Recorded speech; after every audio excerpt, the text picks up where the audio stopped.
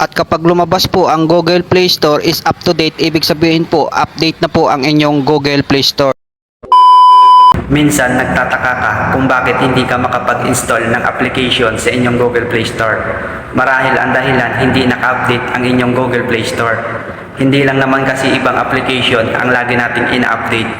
Ang Google Play Store kailangan din natin i-update once na hindi na tayo makapag-install ng application. Paano ba i-update ang ating Google Play Store? Kung gusto mong malaman, is-click mo muna ang follow button sa tabi ng aking pangalan para lagi kang updated sa mga ganitong kong video. Una ay mag-open lang po kayo ng inyong Google Play Store. Kapag nasa Google Play Store na kayo, may makikita kayong profile picture sa upper right side. Pindutin lang po natin ito. At pagdating po natin dito sa ating Google account, sa ibaba po hanapin nyo po dyan ang settings. At kapag nahanap nyo na po ang settings, pindutin nyo lamang po ito. At mapupunta po tayo dito sa settings ng ating Google Play Store. Sa ibaba po may makikita kayong about, pindutin lang po natin ito. At once po na napindot na natin ang about ay mag-scroll up lang po tayo ng kaunti. Hanapin po natin dito ang Play Store version. At kapag nahanap na po natin, pindutin po natin itong Update Play Store.